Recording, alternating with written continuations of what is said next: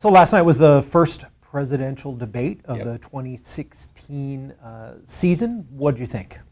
Well, everybody was talking about this was going to be the Super Bowl, that we were going to have 100 million people. And Yeah, I think we'll see how the Nielsen ratings will come out. I think what will be particularly interesting is what happens online. I was checking out some of the folks that were streaming.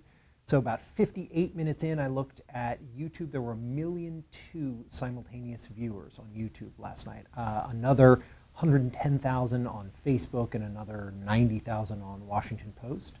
I saw Bloomberg Politics on Twitter, but they didn't seem to be showing statistics, or at least I couldn't find them. But I think one of the messages is there were a lot of people viewing this thing online, not on television.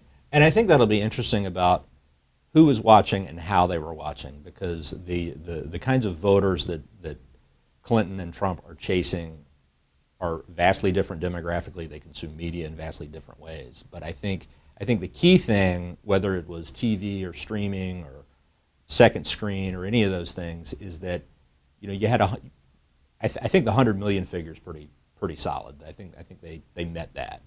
I think the question now is, and from a messaging standpoint, because one of the things when we do media training with our clients, we're always talking about that any media appearance is an opportunity for you to push your messages to the people watching at home, listening at home, reading tweets online, that sort of thing. And I think from that standpoint, Hillary Clinton outperformed Donald Trump. I think one of the things I kept listening for when she would say you. One of the things that Bill Clinton would always talk about in his presidential elections is that my opponent wants to make this election about me. I want to make this election about you, your problems, your hopes and dreams, what government can do to make your life a little bit easier. And Hillary Clinton did that. I think Donald Trump wanted to make this debate about me. Why won't I release my taxes? Why I shouldn't release my taxes? Why my businesses are great? Why my new Washington hotel came in under budget and on time? So I think Trump really missed an opportunity to talk to voters. He was really got himself into a conversation both with Hillary and also I think with Lester Holt to some extent, and ignored the fact that there were 100 million people watching him, wanting to see how he reacted and what he had to say. Yeah, I tuned into that as well. I think Hillary did a good job with that, although I have to say that this was Donald Trump's first time in a real one-on-one debate. He didn't have to do that during the primary. It was a much wider field, and when it got narrow, he stopped showing up or stopped being interested. Hillary has had a lot more practice. As I recall, it seems to me she ran for president in 2008. Yep. It seems to me that she's done some solo performances in front of some congressional committees and had quite a few other opportunities. Yeah. So I think more practiced. But look, there's 3 more debates to go, and I'm sure that Donald Trump and his team are closely reviewing the tape and coming up with a new strategy for the next debate. Yeah, that's true. She's had a lot of practice debating. No one has had any practice debating Donald Trump. So I think think for a rookie outing in that instance, she did pretty well. I think the other thing too, and you're right. This was Trump's first time in a one-on-one debate. This was also Trump's first time in a relatively quiet room. Primary debates are raucous, they're loud, you crowd reactions encouraged. There was a lot of crowd reaction for a presidential debate last night. I thought there was, people were hooting and hollering and got some applause lines in, and then they got some laughter in there. That's a great point, is that on to Lester Holt. I thought that overall I was pleased with how he did. I think he has to feel okay about how he did, although the baseline was fairly low with the Lauer line. Yes, the Lauer line, exactly. And he did do a good job, particularly at the beginning, of keeping them on time, although I think that eventually it kind of got away from him. I think the same thing of the audience that he was quite specific in saying, please hold your applause. This is your one opportunity, and there certainly was, as you said, some hooting and hollering throughout. I think also with respect to the moderation, because Lester Holt, some moderators basically sit there with a stopwatch. 2-minute statement, 1-minute rebuttal, 30 seconds if the candidate wants another 30 seconds. And I think the first 20 minutes of the debate, Lester Holt was hewing to those timelines. And I think Trump was actually helped by that. I think Trump had a pretty cogent 2-minute answer on trade. He had a 2-minute answer on infrastructure. He had a 2-minute answer on jobs, and those came right at the top of the debate usually when tone gets set, and he did well with that. I think what Lester Holt did later is he just let them talk, and if they wanted more time, we'll give them more time, and we'll explore and explore and explore a certain topic. And one of the things when we do media training is we always warn our clients. Most people talk until they make a mistake. And I think the more time Trump was given to talk, he felt more and more of a need to fill that silence. And I think also as the debate went on and Hillary realized that Trump's temperament was the defining issue of this debate. I mean, I can't think of an exchange on taxes or exchange on anything, but everything Trump reacted to, that she was like, I'm just going to keep feeding him rope and let him hang himself with it. Yeah, I think that's right.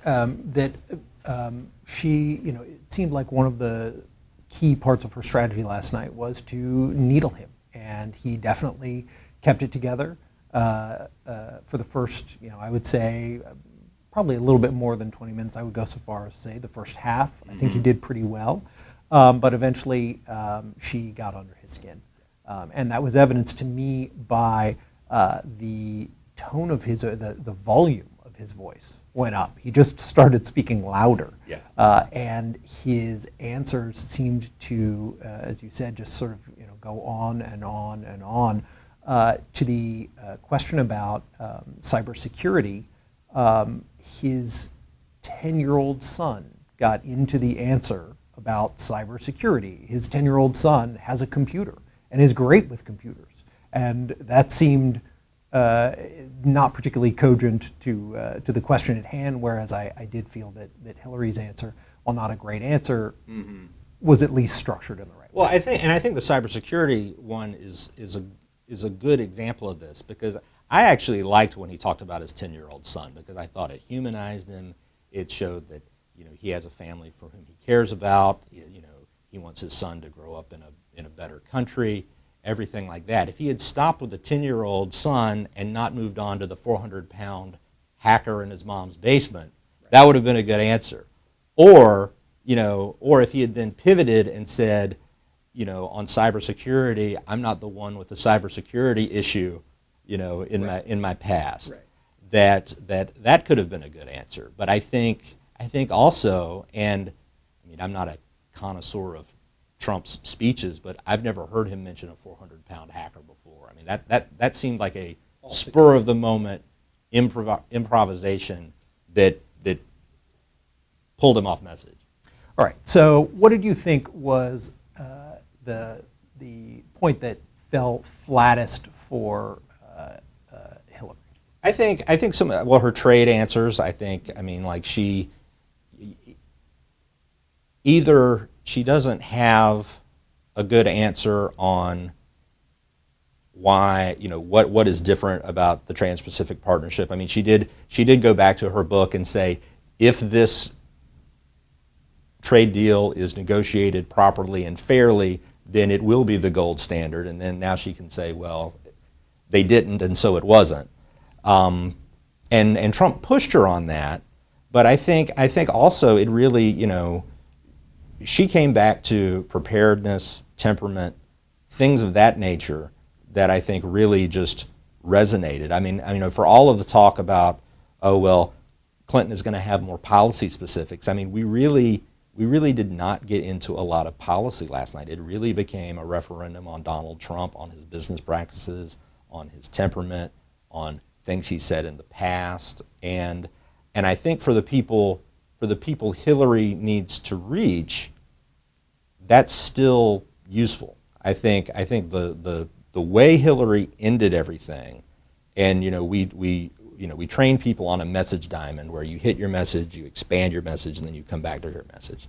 I mean, I think one of the things that's gonna linger after this debate is forgotten is that comment about Alicia Machado, and that Trump called her Miss Piggy, called her Miss Housekeeping. He demeaned her, and she has a name, and she's volunteering for me.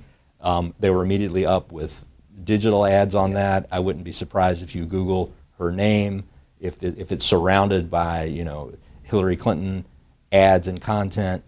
And I think for that, and given the fact that you look at the polls, Hillary Clinton has a problem with young voters, women voters, and Hispanics right now. And that message where she was basically speaking to young Hispanic women who understand what it's like to be disrespected and ignored, to elevate that, particularly at the end, I think is going to be very useful for her electorally down the stretch. Yeah, I think for Donald Trump, the points that fell the most flat, I think Hillary was very successful on the issue of taxes. His taxes, I think she hammered him on that, and he just didn't have a great answer. There were parts that were a little bit convoluted. There were parts where it was just a dodge, and even when Lester Holt kind of pressed him on it, he dodged again. And that, for me, I think was a real miss. On the other side, I felt that his point on NAFTA was very, very strong. He made it incredibly well. And that Hillary's defense was, well, I think my husband did okay in when he was president, did not particularly serve her very well, in particularly in that moment. Agree with you on the message diamond. I think that Donald Trump definitely tried to adhere to it, but his diamond was a little flatter. I think it went, sort of very, very wide, and then tried to come back with a ribbon, at the end of it. But I don't know that he always succeeded with that kind of final punch. Yeah, I mean it's interesting about debates because usually the time constraints in a debate are helpful to the more verbose candidate. Like we were talking about this, we were talking about how in if you go back and look at past first debates, the 2000 Bush-Gore debate, Bush was helped by the fact that he had time constraints, he had cogent, short arguments, policy specifics for 2 minutes. That helped him. 2004, John Kerry was thought of being as very wordy and verbose, but he had to confine himself into 2 minutes, and he did, and he came off a lot sharper than President Bush did in the 2004 debate. In Denver in 2012, it was that advantaged Mitt Romney. I think had the debate been structured a little tighter, Trump could have benefited a little better, but I think last night was good television. Lester Holt got out of their way, and if Trump chooses to get in his own way with his own words in his own debate, that's on him. Yeah. So for me, when I ask myself the question, did Donald Trump or Hillary Clinton convince anyone new that they are right for the job? I think that Donald Trump did a great job keeping to his base, and he certainly was endeavoring to appear presidential, and I think that was a mixed bag, but that particularly early on he did succeed in doing that. He certainly addressed the issue of temperament, tried to communicate that in fact he has a great temperament and that he could, would be an effective and capable president. But I'd love to What'd you think? Well, yeah, no, I agree with you that this was a base debate. This was let's toss some red meat. Let's throw some zingers. Let's do things like that. The funny thing is this was not a base audience. This was 100 million people watching, and I think there was this odd moment in some of the debate, post-debate analysis, where people were like, they knew how they could score it on their traditional pundit scorecard, but they were like, we don't know how the public's going to react to this. Like, I think there was kind of this, well, Trump did terrible, but maybe the voters liked terrible. Maybe the voters wanted someone who was going to poke at her on emails and say taxes are none of your business and things like that. Yeah, so I think that's a great point. And as we look back, however this election turns out, is that this will be a fascinating case study because of their two radically different approaches. And Donald Trump actually addressed some of this on the podium, which was, Hillary has spent huge amounts of money on attack ads and on big data and technology, and he and his campaign have essentially willfully ignored that. And despite their ignoring it, they appear to be neck and neck in most of the polls. So the question will be, I think we can look at it through a couple of lenses. When I think about it through the digital lens, is that at a minimum that data and science and a kind of very, very studied approach can be incredibly competitive when put up against the traditional blast of the media, be on TV as much as possible. But look, the proof will be in the pudding, and we're 40-something days away from knowing the answer. Yeah, and I think it's also a question of, because you and I have worked on a lot of campaigns. We've worked with a lot of great candidates. We've worked with some not so great candidates. But, I think one of the things that when you look at it from that perspective is any candidate with a pulse can get 45%, particularly in an electorate that is so polarized, and people have sorted themselves. They know what party they're in. They know how they're going to. 9 times out of 10, it's an easy decision who they're going to vote for. And I think for a lot of people, this election is not an easy decision, because you have two candidates who are both sitting at around 45% right now. And the question is will superior organization, will use of these new technologies and these new organizing tools, will that help push Hillary past Trump, or is it a question of temperament that pushes Hillary past Trump, or is it a question of Trump has excited people who have stayed home for a long time because they never saw anybody who spoke to them or any reason to turn out? Well, that's a great point. Is that I did a little bit of looking, and in 2012, 57.5% of the electorate turned out to vote. In other words, slightly more than half of the people who can vote did vote in 2012. One thing that Donald Trump, I think, is certainly thinking a lot about is appealing to that other near half of the country who has not been to the polls lately. In 2008, it was a little bit higher, maybe 62%, but I think in 2004 it was maybe 50% of the country, 50.4% of the country. So we'll see. Certainly my hope from a civics perspective is that more people turn out. I think we certainly have with all the people who watch this debate, there certainly seems to be a little bit of renewed interest in civics, the direction of the country, and I would love to see more people get involved with politics, no matter what. And that's true. And I think it's also a question of, this election has been so unusual that it's actually broadened the map and made room for that increased civic engagement. People were talking the other day about why is Ohio so close. Well, Ohio is so close is because Ohio has been the center of the political universe for so long. Everybody is registered. Everybody gets touched. On both sides, every voter gets touched 2, 4, 10 times.